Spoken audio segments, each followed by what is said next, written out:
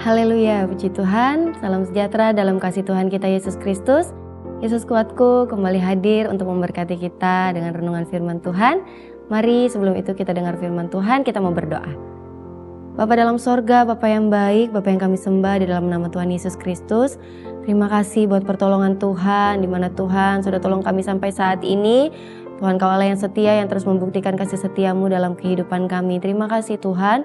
Bapa yang baik, saat ini kami akan dengar lagi renungan firman-Mu. Tuhan tolong kami, berikan hikmat pengertian bagi kami. Setiap firman yang datang bagi kami pun memperoleh kekuatan baru di dalamnya. Kami terus mau belajar hidup sesuai dengan apa yang Engkau kehendaki untuk kami lakukan dalam dunia ini ya Tuhan. Terima kasih Bapa yang baik, kami bersyukur. Kami terima firman-Mu di dalam nama Tuhan Yesus Kristus. Haleluya. Amin. Puji Tuhan. Judul renungan firman Tuhan hari ini yaitu Stefanus. Kita akan membaca yang menjadi ayat renungan kita terdapat di dalam Kisah Para Rasul 6 ayatnya yang kelima. Firman Tuhan berkata, "Usul itu diterima baik oleh seluruh jemaat. Lalu mereka memilih Stefanus, seorang yang penuh iman dan Roh Kudus, dan Filipus, Prokorus, Nikanor, Timon dan Parmenas, dan Nikolaus, seorang penganut agama Yahudi dari Antioquia." Stefanus, tokoh Alkitab yang akan kita pelajari saat ini. Kalau kita baca di pasal 6 ini, Stefanus adalah salah seorang dari ketujuh orang yang dipilih untuk mengatasi permasalahan yang muncul di mana ketika gereja mula-mula di Yerusalem mengalami pertumbuhan yang pesat, timbullah sungut-sungut di antara orang-orang Yahudi yang berbahasa Yunani. Mereka mengeluh bahwa pembagian kepada janda-janda mereka diabaikan dalam pelayanan sehari-hari.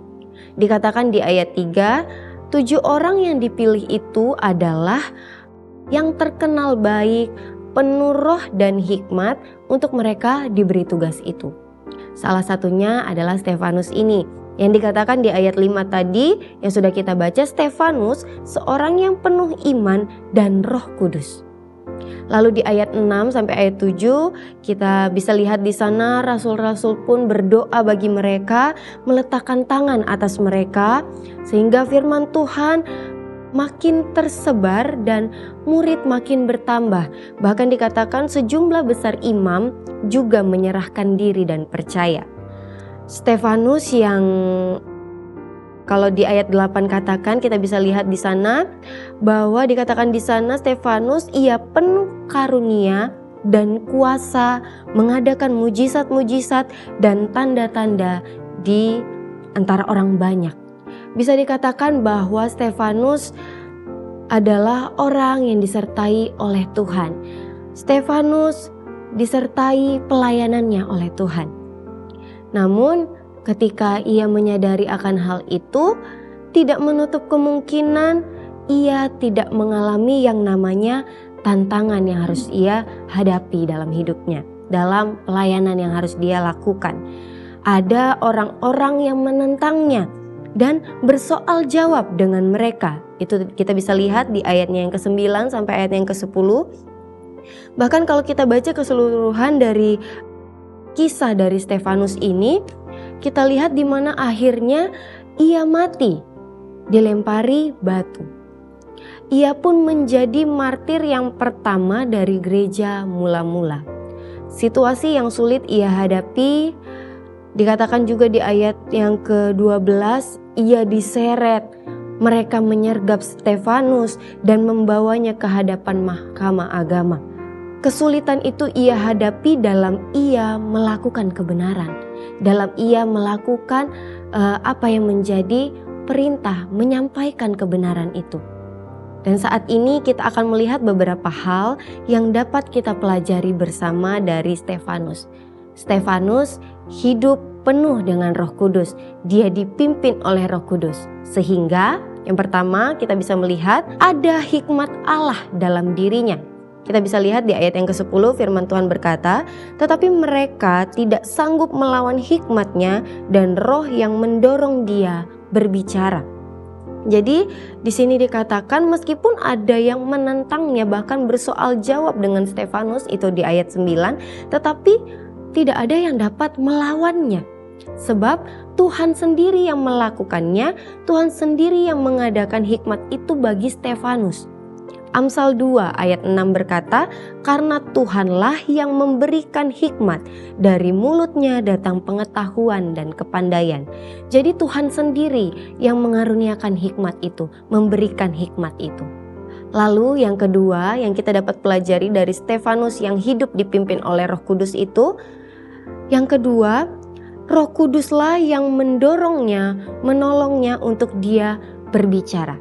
Bisa dikatakan dia bisa berani karena Roh Kudus yang menolongnya, mendorongnya untuk dia berbicara. Itu dijelaskan di ayat 10 tadi. Selain itu kita tahu, ia juga penuh karunia dan kuasa. Dia dapat mengadakan mujizat-mujizat. Ketika kita hidup dipimpin oleh Roh, kita akan ditolong oleh Tuhan. Bahkan kita akan dipimpin ke dalam seluruh kebenaran. Yohanes 16 ayat 13 di sana dikatakan, itu firman Tuhan berkata, tetapi apabila ia datang, yaitu Roh kebenaran, ia akan memimpin kamu ke dalam seluruh kebenaran dan seterusnya. Ketika Yesus naik ke sorga, kita tahu bersama, ia mengaruniakan Roh Kudusnya bagi kita. Roh kebenaran itu yang akan menolong kita, menuntun kita kepada seluruh kebenaran. Itu adalah janji Tuhan bagi kita. Stefanus hidup dipimpin oleh Roh Kudus. Ada hikmat Allah yang ada dalam dirinya. Roh Kudus menolongnya sehingga dia berani berbicara. Dan selanjutnya ia pun melihat. Ia dapat melihat kemuliaan Allah. Kisah Para Rasul 7 ayat 55 dikatakan, tetapi Stefanus yang penuh dengan Roh Kudus menatap ke langit, lalu melihat kemuliaan Allah dan Yesus berdiri di sebelah kanan Allah. Sebelum akhirnya Stefanus ini meninggal, ia melihat kemuliaan Allah itu. Meskipun dia hadapi penderitaan itu, tetapi sebelum ia meninggal, dikatakan di sana ia melihat kemuliaan Allah. Dan selanjutnya, Stefanus hidup dipimpin oleh Roh Kudus, sehingga ia menjadi kuat meskipun mengalami penderitaan. Kisah Para Rasul 7 ayat 58 sampai 59, kita bisa melihat di sana bahwa Stefanus diseret. Dikatakan mereka menyeret dia keluar kota, melempari dia. Tetapi sedang mereka melempari Stefanus, Stefanus berdoa bagi mereka. Dia katakan bahwa Tuhan, janganlah tanggungkan dosa ini kepada mereka. Di tengah-tengah penderitaan yang ia alami, dia mampu berdoa. Oleh sebab itu, marilah kita hidup mau dipimpin oleh Roh Kudus. Tetap lakukan kebenaran itu. Sebab ketika kita tetap melakukan kebenaran itu, kita pasti akan dibela oleh Tuhan. Kita akan dimampukan oleh Tuhan kita. Puji Tuhan, amin buat kebenaran firman Tuhan. Mari sama-sama kita berdoa.